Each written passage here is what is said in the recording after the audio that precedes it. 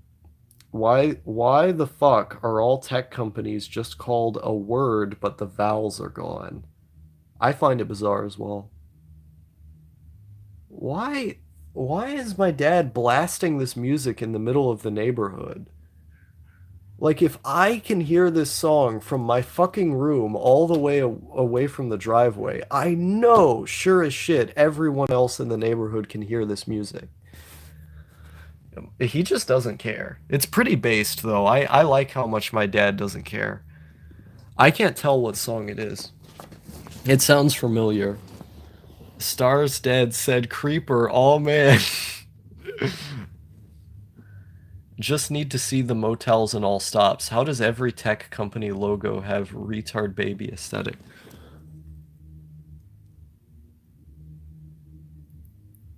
Yeah, I can't tell what's it sounds it's an 80s hair song. Stars Dad plays epic Minecraft parody songs. Epic. Yes. Ed, no thank you. He be posting them on Zoom or Discords. What song is this? I can tell it's a hair metal song from the 80s. Oh, I'd have to ask.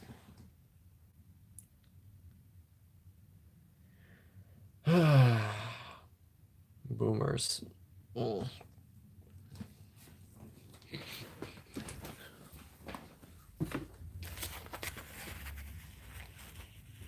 Yeah, I'm not going to be able to figure out what song that is.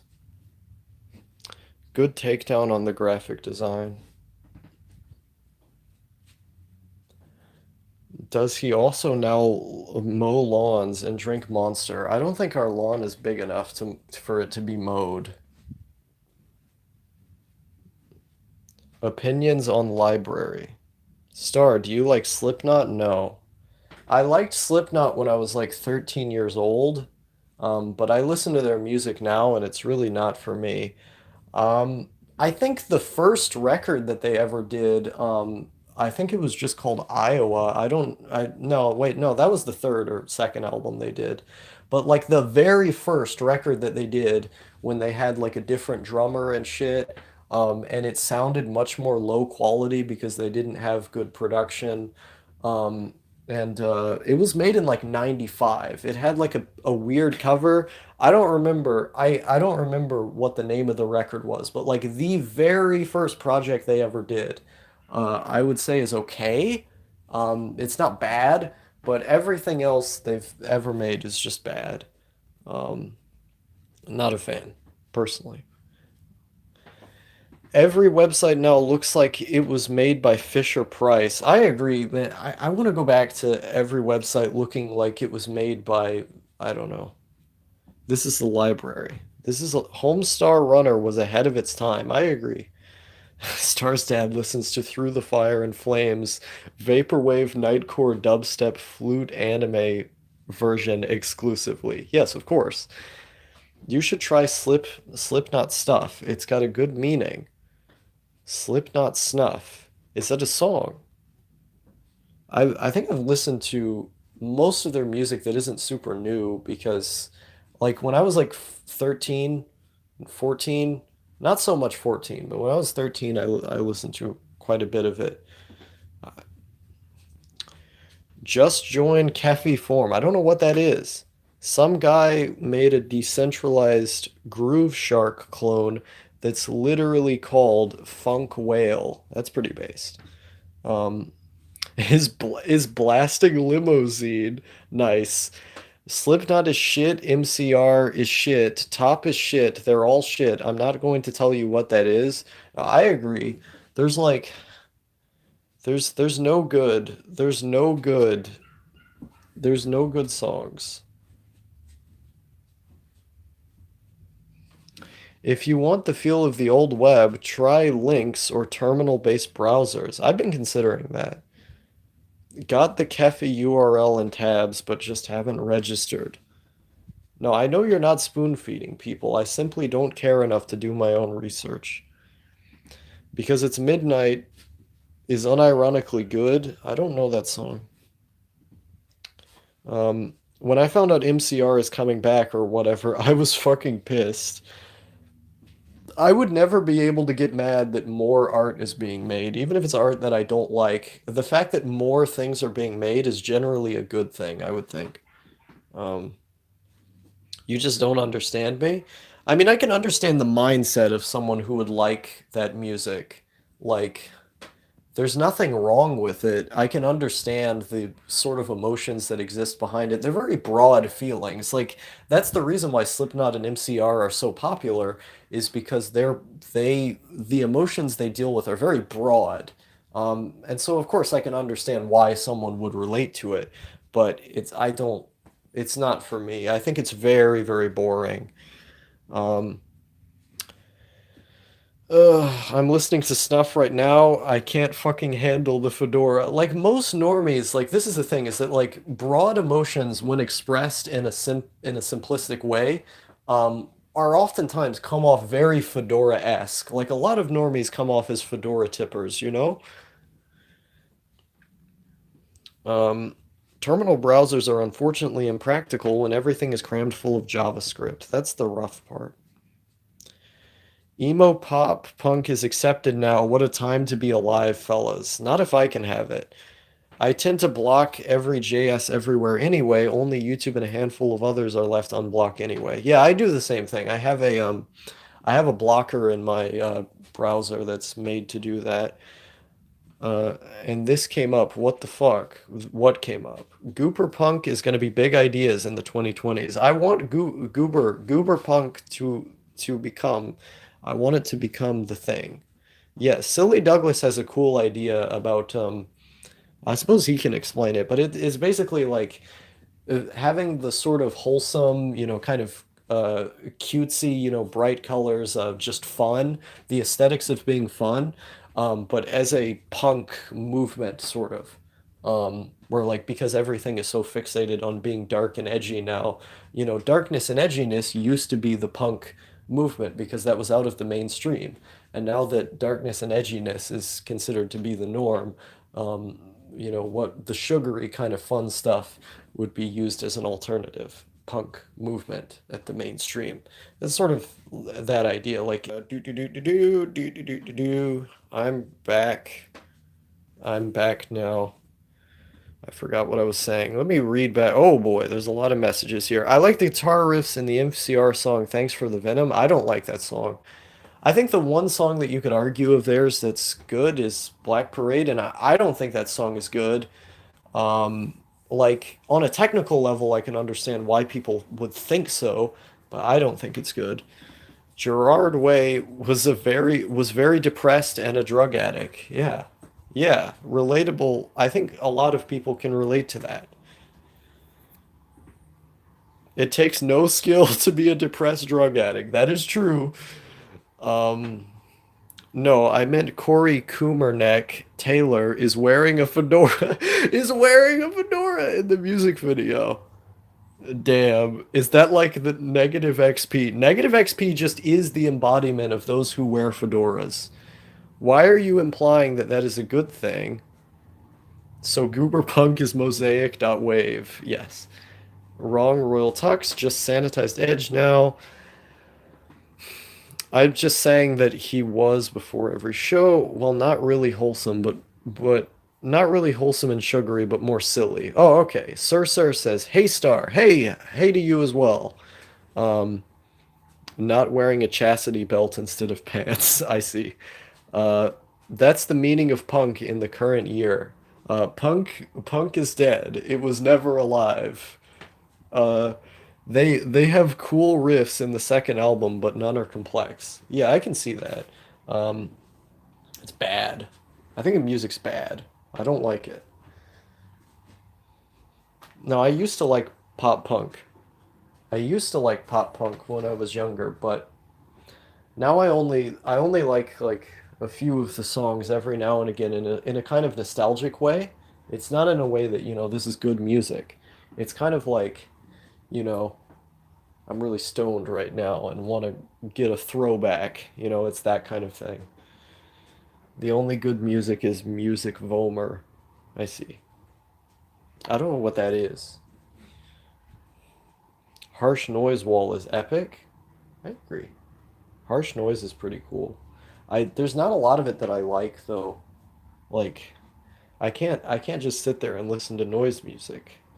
I need it to have a I need it to have a certain rhythm to it, like a skeleton. Like if it's just pure noise, I can't listen to that. But I like music that is very noisy. Um, Normie as fuck, to be honest. I mean, I listened to that 10-hour Merzbow album, but that was under the guise of your live stream. I did have it. I had it opened. Um, but if the noise music doesn't have a skeleton, like if it's not doing anything, then I can't listen to it. It's not interesting at that point. Would you listen to music in languages other than English and Japanese? Oh yeah, dude. I listen to shit tons. I listen to shit tons of music in languages that aren't my own. I don't care. Lyrics don't really matter to me at all. I just sort of see the vocals as an instrument of their own. And if I want to read the lyrics independently for their own meaning, that's cool. I sometimes do that. So I think, the art behind it is cool and everything, but like I tend to listen to music for the sake of it being music. Um, I actually listen to more Russian music than English music sometimes because I get into the habit of, listening to a lot of like Russian synth stuff and electronica and all that. Um, does Nickelback put anyone else to sleep? Nickelback, I hate Nickelback's music, man. It makes me want to tear my hair out. Nickelback is just MCR but popular. That's so sad. That's such an insult to MCR, man. Even I wouldn't go that far, and I really don't like their music. Um, Gooberpunk is just Newell Ward. What if Nickelback was actually heavy? I think it would be even worse. Not that you can get that much worse than them. But it's funny. Do you guys remember when Donald Trump posted a Nickelback meme on Twitter where he had that look at this photograph, the look at this photograph clip that he had posted on Twitter, and it had like Joe Biden and Hunter Biden with these like Ukrainian Burisma people. I thought that shit was hilarious. But Twitter deleted it for copywritten content, and it was like, this is the president of the United States just got copyright struck. It's like this is why we need the gamers' rights candidate, Andrew Yang, to officially end the oppression of memers. Okay, Star, go listen to the German punk album. Yeah, no, I know this. I know the exact album you're talking about. I linked it on Discord not too long ago. I was just listening to this like a week ago because YouTube had recommended it to me. So I'm already way ahead of you on that. My profile pic is a Russian post-punk album, which makes me the most qualified. Nice. Oh yeah, yeah, yeah. This is actually it's Belarusian. The band you're talking about, they're from Belarus. But yeah. It's a very good album. It's one of my favorites. Where's my Yang Bucks? Deteriorating as soon as you get them because the VAT tax would make everything more expensive. Um, but yeah, the world, dude, Hatsune Kaiden. I love Hatsune Kaiden. Hatsune Kaiden is great. Russian language. Oh, okay. Have you listened to any Rammstein? I listened to Rammstein at a very young age because my dad loves Rammstein, and so I like their music. It's good. It's not as good as when I was younger, but it's fun music. Um, so yeah, I was introduced to them at a pretty young age. Uh, Ghostlings is Patricia Core. Do you mean Patricia Taxon? I think I don't know. Um, let's see. I can't stand Nightcore. I don't like it. Cult Pop Japan is a great album. I've never listened to it before. Ramenstein. Yes. Listen, I don't know how to pronounce German words. Biskheiden is a great album. I agree. Taxon was a wild ride in 2018 and 19. I don't pay attention to that stuff. Clowncore is 200 IQ experience, I see. Mine name Jeff. Mine name Jeff. When am I going to when am I going to go all of the way to Germany and force a Flitz pipe to allow me to live at his home by gunpoint? Except guns are banned in Germany, so I'm not going to do that. But I'm going to force him metaphorically by gunpoint to let me live in his house so I can experience Europe. I'm not going to back down. I'm not I this is a meme I do with all of my European friends who don't live in the UK now, where I just start insinuating violence at the idea of them not letting me live with them. I need it. I need to mooch for free off of other people. That's the meme. Yes. Seriously, I need to get to Europe somehow. I've seen the slingshot channel guns are only banned in Germany if you lack imagination. This is true. Like Stein, but pronounce the Rom as harsh as possible. Rammstein. I don't know how to say this. This is difficult. Just swim through the Atlantic, brah. I wish. Finally, somebody practicing the Fifth Amendment. Yes.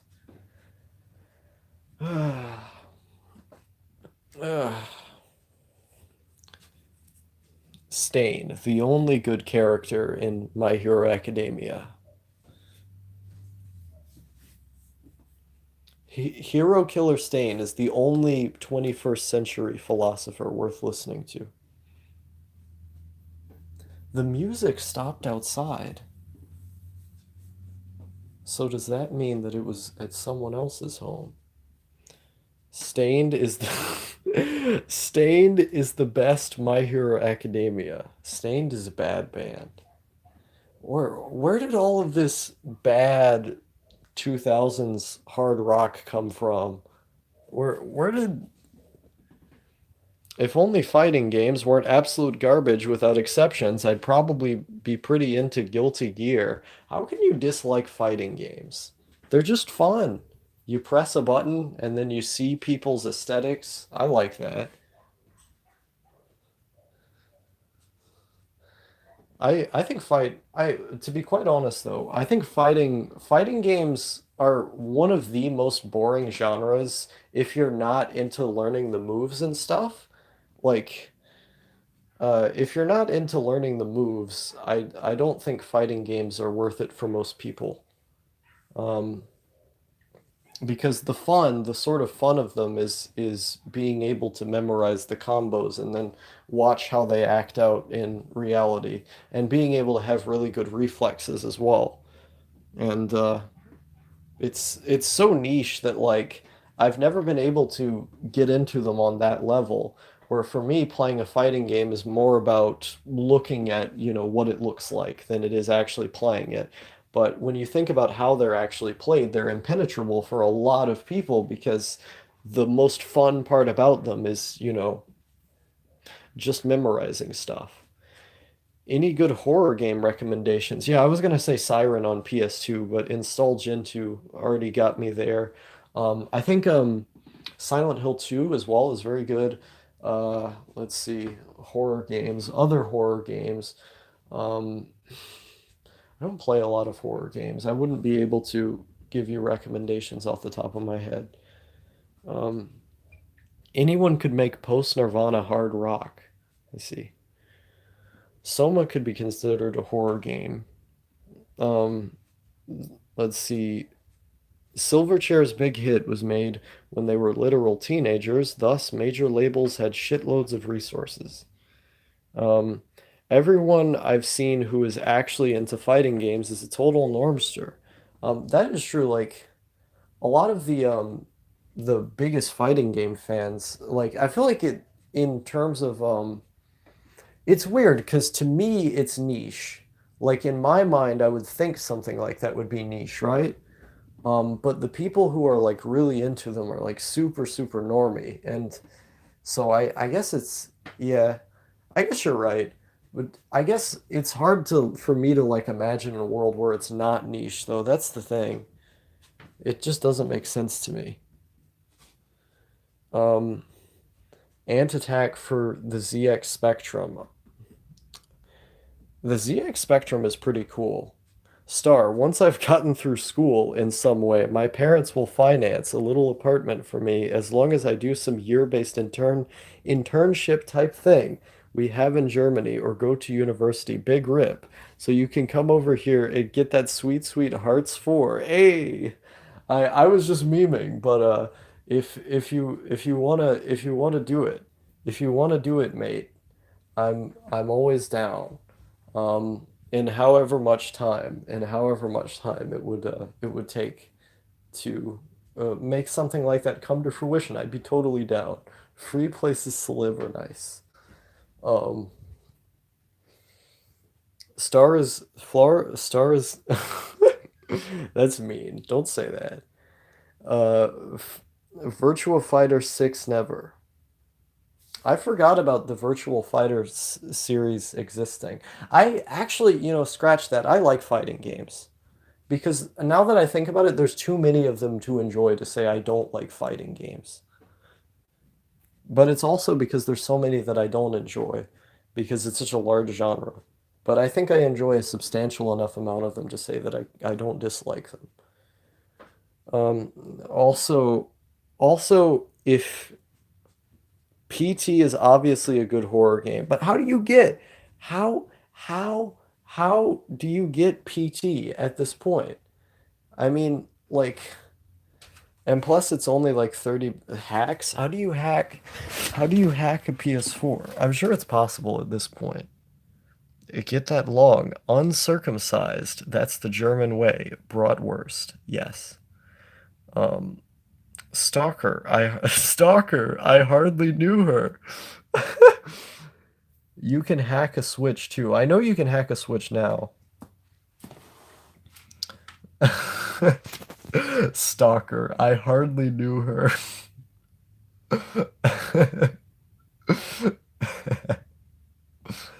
Have you tried eating a Switch cartridge yet? Uh, I have not. Base Germany still BTFOing Abrahamis. Aren't they Abrahamis though? Cheeky Brecky Ivy Domke. I don't know what that means. Yeah, I mean, if you're Christian, you're technically part of the Abrahamic religions. I mean, their ruling party is like called the Christian Democratic Party or something like that, right? Yeah. It's Angela Merkel. So they are Abrahamists. Unless I'm misinterpreting that, and you're saying that they're like Jews. They're still BTFOing Jews. But I mean, that's an Abrahamic religion as well. Maybe you do something to the PS4 firmware. I think you'd have to have a PS4 with old firmware. Ding ding. Yes, I see. Well, that would mean they're just Jews. Ugh. So Islam, Abraham is in Islam too, isn't he? Yes, he is. Jesus is also in Islam. But all of the three major religions, Christianity, Judaism, and Islam, they all are basically fan fictions on the same book. So they all originate from the same place. And so they're all Abrahamic. Anti anti-Semitic, aka being right. Nice. PS4 was cracked by fail overflow at one point. Nice. I like how he retracted his message immediately after. Immediately after saying that anti-Semitism was correct. I think it's so. Oh, what is this? Ooh.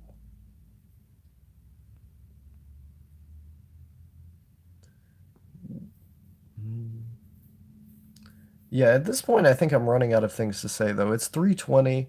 The last time I checked the clock, it was like 2 p.m. How I need to check how much time I've been streaming, though. That's what I'm curious about, because I know it's over 5 hours at this point. I'm sure someone will point it out the moment that I pull it up on screen. Honor the gods, cock slicers. Nice.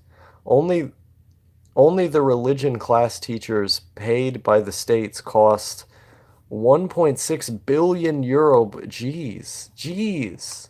Jeez. Let's see here. I think we've talked about circumcision multiple times here, and I've always said that I'm pro-circumcision, and then people get mad. Let's see here. How long have I... Yeah, it says I've been live streaming for 5 hours and 33 minutes. X86 is a clusterfuck, though. Wait, just wait, and the exploits are going to keep coming. Yeah, I think I'm about done talking at this point. If anyone has anything you want me to... Okay, immediately as I'm saying that I'm about to end the stream, it stops working. Um, Risk v PCs win. It's like, these conversations are impenetrable. I don't know what half of this stuff means. See, I Googled building a Risk v... What? People get mad over everything. It's a pastime at this point. That is true. It's unfortunate. Um, let's see here. Thanks for the stream star. Yeah, no problem. Um, I'm just happy to entertain people. I'm glad people listen to me rambling for so long. It was a great stream, man. Thank you. Yeah, thank you to you as well for staying around so long, Dalton. If you're not mad, you're not living, to be honest. Being insane's fun. Did Star lick the Switch cartridge? I had to go do something. I simply refuse. I simply refuse to give in to give in to your strange affiliations. No, thank you. Finally, I could see my wife and kids. That is true. They're chained up over there by the Baron, the other guy, the Jewish one. Yeah, him. Yeah, go go on, silly Douglas. They are there in the cage. It's strangely comfy listening to your rambling. Thanks for the stream. Yeah, no problem. I'm glad I can be comfy for people. Lick it, Star, lick it. I refuse to give in to your asphyxiations. Okay, everyone. Goodbye. Thanks again.